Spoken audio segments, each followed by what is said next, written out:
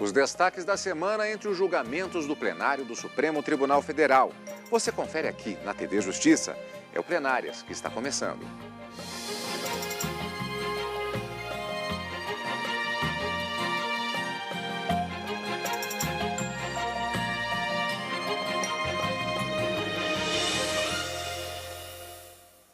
E hoje, com os destaques das sessões dos dias 22 e 23 de maio de 2013, Karina, que tiveram uma característica interessante no caso desta semana, porque houve uma certa variação em termos de objeto de cada um daqueles processos, o cerne das questões especificamente. Mas em termos temáticos, predominaram na semana questões de direito tributário. A matéria tributária, como já há algum tempo nós não vimos, teve uma certa característica ou predominância na quarta-feira e também na quinta-feira. Contribuições sociais e imunidade em relação ao pagamento de PIS e COFINS foram discussões tratadas no plenário desta semana. E além também de outras temáticas envolvendo ações diretas de inconstitucionalidade contra leis de estados que teriam violado a competência da União para legislar sobre trânsito. Mais uma vez esse tema retornando ao plenário do Supremo Tribunal Federal e uma discussão também muito interessante, que ainda não acabou, houve um pedido de vista do ministro Joaquim Barbosa sobre conflito de atribuições entre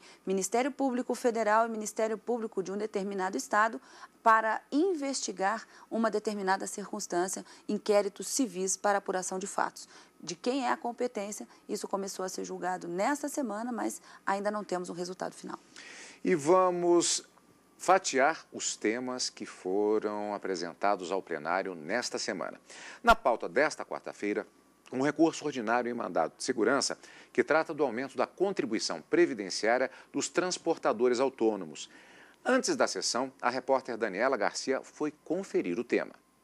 Foi a Confederação Nacional do Transporte que entrou com o recurso. A CNT questiona uma decisão do Superior Tribunal de Justiça. Pelo entendimento do STJ, o aumento da base de cálculo de contribuição social no pagamento de fretes a trabalhadores autônomos é legal, mas deve ser observado o prazo de 90 dias para o início da cobrança. A Confederação quer que a portaria 1135 de 2001 do Ministério da Previdência e Assistência Social seja considerada ilegal e inconstitucional. A alegação é que só uma lei poderia determinar o previsto na portaria. A alteração da alíquota de 11,72% para 20% é o alvo da discussão.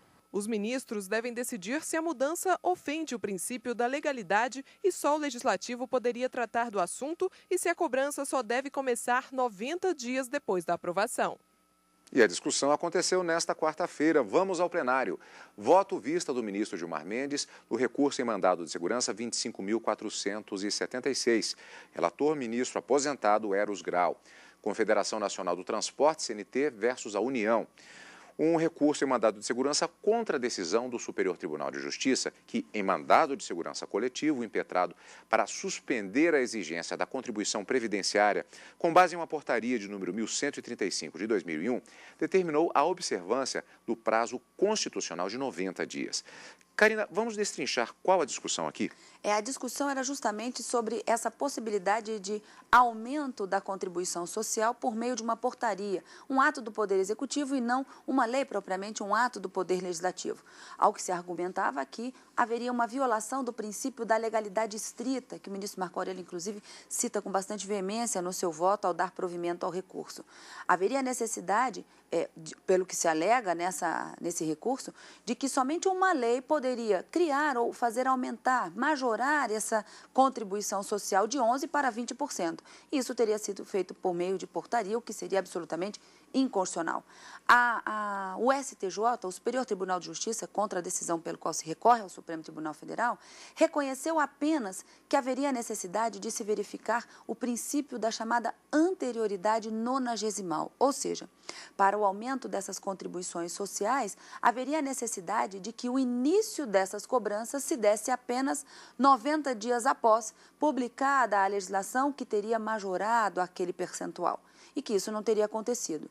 Mas a Confederação queria mais, queria que fosse declarada, inclusive, inconstitucional por ferir o princípio da legalidade. E é esse o resultado final que nós tivemos nesse recurso, que foi julgado procedente por maioria, vencidos os ministros Gilmar Mendes e Eros Grau, que já havia votado negando o provimento. E vamos ao voto vista do ministro Gilmar Mendes. Ocorre que, embora a portaria questionada seja realmente inconstitucional, não decorre desse reconhecimento o direito dos contribuintes a recolher o tributo com base em 11,71, a meu ver, ou não decorreria, do rendimento bruto, na medida em que esse percentual foi estabelecido por decreto que também é manifestamente inconstitucional. É a portaria, é o decreto. Por outro lado, em razão das limitações impostas pelo princípio aqui da proibição da reformácia em peios, não é possível assentar para o caso concreto a inconstitucionalidade de todos os atos normativos infralegais que definam a base de cálculo do tributo em exame, pois a consequência natural seria a incidência sobre a integralidade da remuneração, o que agravaria e talvez fosse extremamente injusto, não é? A situação da recorrente, que acabaria por pagar em relação ao valor global percebido, e que nós percebemos que, de fato, leva a uma enorme incongruência. Tendo em vista todas essas peculiaridades do caso, presidente, eu me proponho a me limitar a negar provimento ao recurso em mandado de segurança, portanto, sem maiores considerações, até porque, a rigor, se levássemos a cabo todas as declarações de inconstitucionalidade, produziríamos um resultado ainda mais gravoso, para os recorrentes que obtiveram uma concessão parcial no STJ. É como voto. E esse voto do ministro Gilmar Mendes, assim como do relator, ministro aposentado Eros Grau, foram votos vencidos. Só para reforçar de novo. Votos vencidos, os ministros deram provimento a esse recurso e mandado de segurança para entender que a portaria realmente é inconstitucional, violou o princípio da legalidade e reforçaram mais uma vez que, nesses casos, é preciso a observância do prazo de 90 dias, o que se denomina constitucionalmente o princípio da anterioridade nonagesimal para a cobrança dessas contribuições sociais. E vamos para mais um destaque da sessão plenária da quarta-feira, ação direta de inconstitucionalidade 903. Relator ministro Dias Toffoli, Confederação Nacional do Transporte, CNT, versus Assembleia Legislativa de Minas Gerais. Uma ação com pedido de liminar que foi ajuizada contra uma lei estadual 10.820, de 92, Estado de Minas Gerais.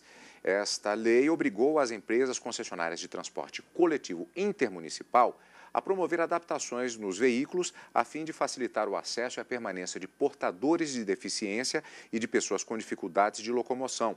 A CNT alegou invasão de competência privativa da União para legislar sobre trânsito. Direto ao voto do ministro Dias Toffoli. Senhor presidente, a lei atacada tem a seguinte redação. As empresas concessionárias de transporte coletivo intermunicipal ficam obrigadas a promover adaptação em seus veículos, a fim de se facilitar o acesso e a permanência de portadores de deficiência física e de pessoas com dificuldade de locomoção. Parágrafo 1º. As adaptações que trata o caput do artigo consistem em 1. Instalação de elevador hidráulico para acesso na parte interna do veículo. 2. Colocação de portas largas. 3. Eliminação de obstáculos internos que dificulte o acesso a portadores de deficiência física, inclusive usuários de cadeiras de roda. E, enfim, a lei segue, senhor presidente, trazendo, então, disciplina e dizendo, no final, que cada empresa deverá estipular e tornar públicos os horários de circulação dos veículos adaptados, que o descumprimento das normas nesta lei será punido com multa equivalente a 500 UPF-MG e que esta lei será regulamentada pelo Executivo em 120 dias a contar da data da sua publicação. Senhor presidente, eu vou direto à conclusão. Eu estou julgando improcedente a ação penal. E foi exatamente a tese que prevaleceu no plenário do Supremo Tribunal Federal, julgada improcedente a ação direta de inconstitucionalidade contra a lei mineira sobre a adaptação de coletivos para deficientes. Outro destaque, recurso extraordinário de uma fábrica de cigarros que questionou decisão do TRF da 2ª Região no julgamento, entre os julgamentos de destaque esta semana. Antes, vamos ver na reportagem de Ana Paula Ergang do que se trata.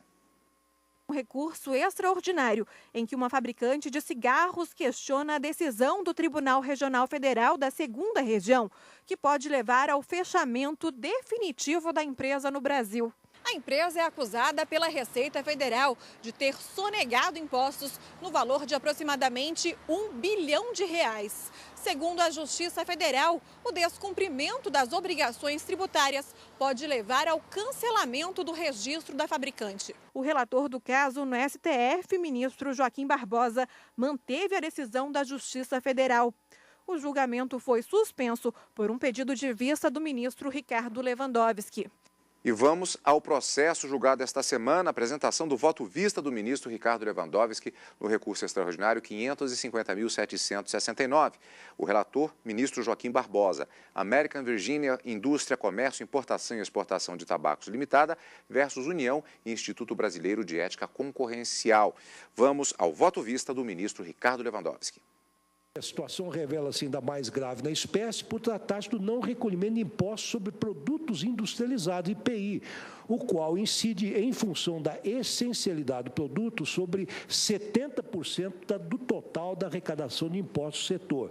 Então, digo, em outras palavras, o descumprimento injustificado e reiterado de obrigações tributárias principais e acessórias por parte da recorrente acarreta notória distorção no sistema concorrencial do mercado tabagista, na medida em que lhe permite comercializar seus produtos em patamar de preço inferior aos seus concorrentes.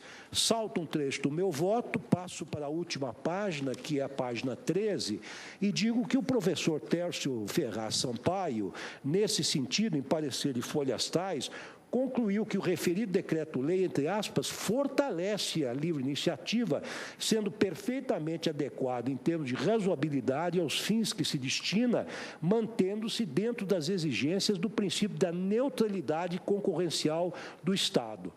E, por fim, aqui a parte mais sensível do meu voto, eu digo que, a meu ver, no caso, não se aplicam as súmulas 70, 323 e 547 dessa Suprema Corte, porquanto estas referem-se a devedores que se inserem no regime geral de atividades econômicas, não nesse setor específico, delicado, especialíssimo, que é a indústria de tabaco, que ela funciona por uma benesse, digamos assim, do Estado. E digo, então, como ressaltou o professor José Afonso da Silva, na manifestação a qual já fiz referência, diz ele, entre aspas, que esses verbetes se voltam contra ato administrativo concreto de interdição ou apreensão ou de proibição sem base legal expressa e específica, simplesmente com o objetivo de obter o pagamento do tributo. Isso não é possível mesmo. Quer dizer, é uma ação coercitiva para obrigar o pagamento do tributo. Mas diz o professor, o constitucionalista da USP, que o artigo 2º daquele decreto-lei não estabelece meio coercitivo para a cobrança do tributo, mas sim sanções por práticas de atos ilícitos contra a ordem tributária.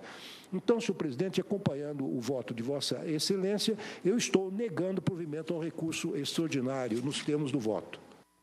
Houve divergência apresentada pelo ministro Gilmar Mendes. Vamos rever no próximo bloco do Plenárias de hoje. E você vai ver também os destaques da sessão plenária da quinta-feira no plenário do Supremo Tribunal Federal.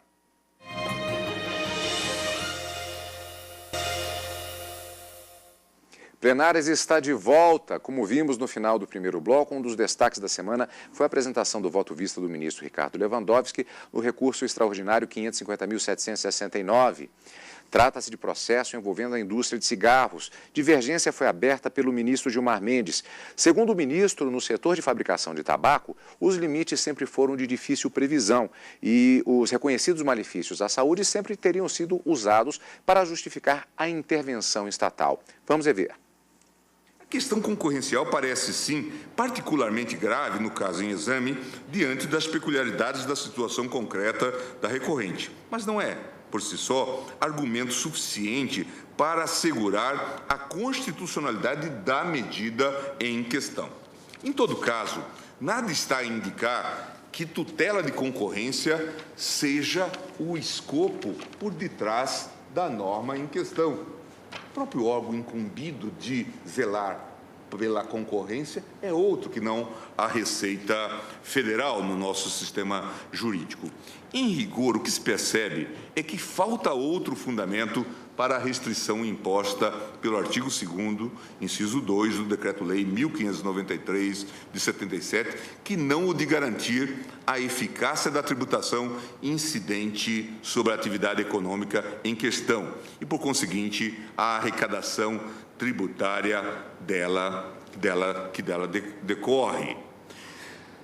Também não me impressionam os argumentos ligados à saúde pública, porque, como eu disse, se tratasse de fato de tutelar a saúde pública, nós teríamos que ter outro tipo de medida que não a exacerbação simples do tributo. Nada há, portanto, que justifique, diante da ordem constitucional em vigor, a meu ver, a restrição imposta pelo artigo 2º, 2 do Decreto-Lei.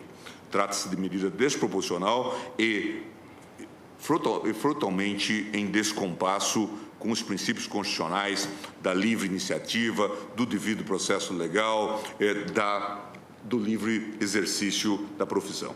Ante o exposto, reconheço incidentalmente a inconstitucionalidade do artigo 2º, inciso 2 do Decreto-Lei 1593 e dou provimento ao recurso. É como voto. Pois é, Karina, tivemos o posicionamento do ministro Ricardo Lewandowski e do ministro Gilmar Mendes na sessão da quarta-feira. Como ficou o resultado? O ministro Gilmar Mendes abriu a divergência e foi seguido e acompanhado pelo ministro Marco Aurélio e Celso de Mello. Mas a maioria que se formou negava provimento a esse recurso extraordinário, mantendo a decisão recorrida no sentido de que essa vinculação da regularidade fiscal dessas empresas tabagistas como forma de obtenção da concessão especial, do registro especial para a fabricação e comercialização, é sim uma matéria constitucional. O que se pretendia aqui era justamente alegar essa inconstitucionalidade. E o que se decidiu, portanto, negando-se provimento a esse recurso extraordinário, é que se confirma a constitucionalidade da medida. Não se discute, vencidos apenas esses três ministros, o ministro Gilmar Mendes, Marco Aurélio e Celso de Mello. Lembrando que o relator deste processo era o ministro Joaquim Barbosa. Nesta semana tivemos a apresentação do voto vista do ministro Ricardo Lewandowski, retomando o tema e com a divergência aberta, como vimos, pelo ministro Gilmar Mendes. Outro destaque da semana, desta vez na pauta do dia 23 de maio, quinta-feira, recurso em que se discutia se a isenção do PIS e da COFINS incidentes sobre as receitas decorrentes de operações realizadas na venda de produtos para o exterior, elevado ao status de imunidade, também alcançaria a variação cambial destes valores.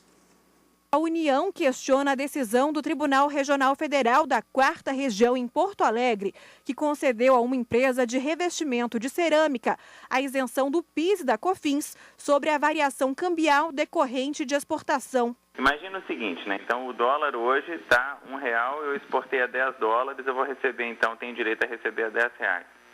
Se a variação, a cotação do real para o dólar mudar de R$1 para R$1,50, por exemplo, eu, em vez de receber R$10, eu vou receber R$15.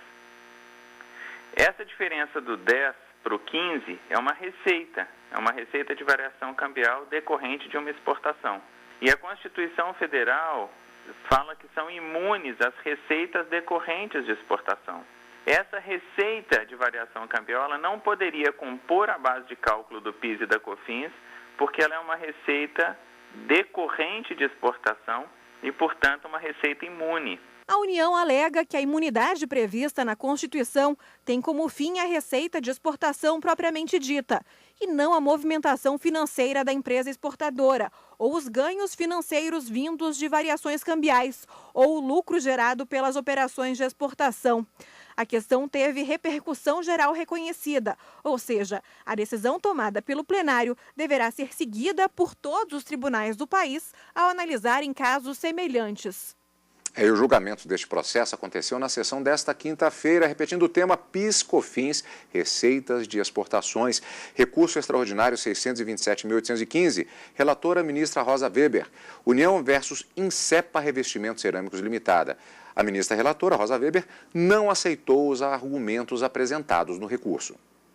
Corrobora, por fim, o presente posicionamento o fato de a imunidade em questão não ser concedida apenas às receitas de exportação, como bem também destacado da tribuna pela eminente procuradora.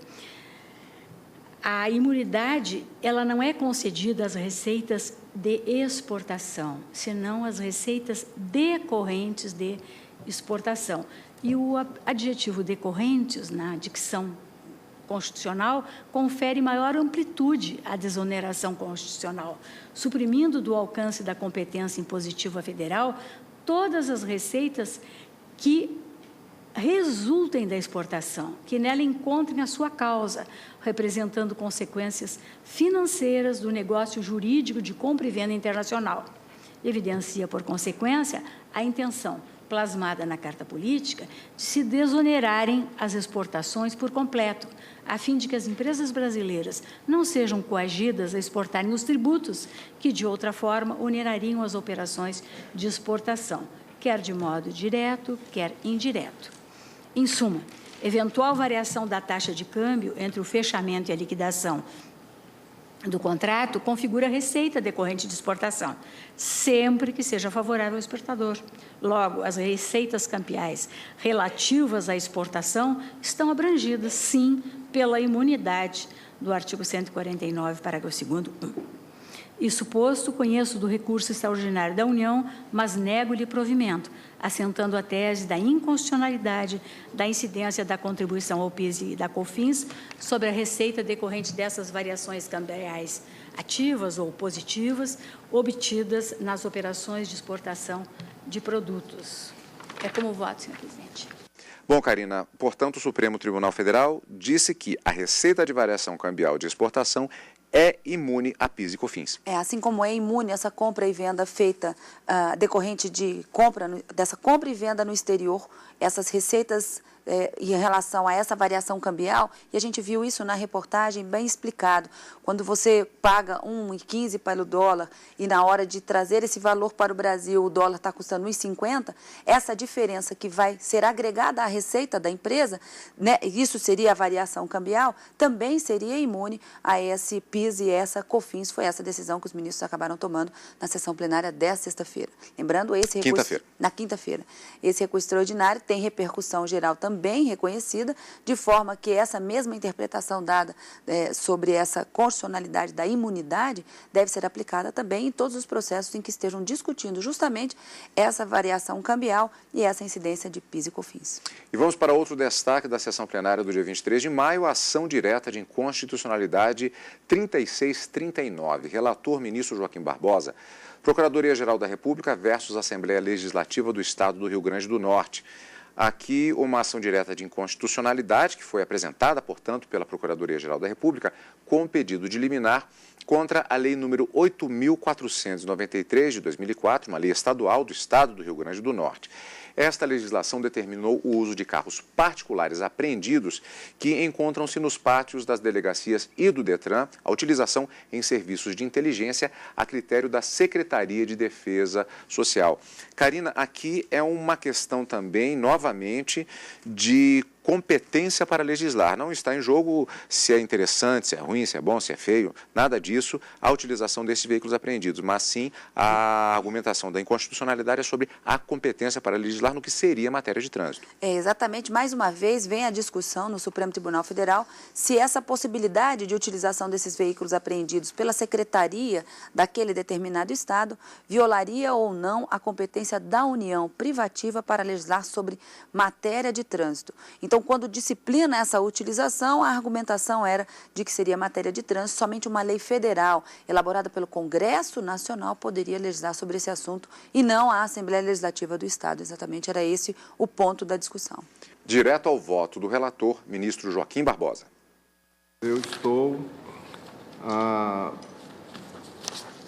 concluo no final do meu voto, não poderia o Estado-membro criar hipóteses semelhantes à requisição administrativa para aplicação no período em que o veículo aguarda a definição de sua alienação compulsória ou de retorno ao proprietário.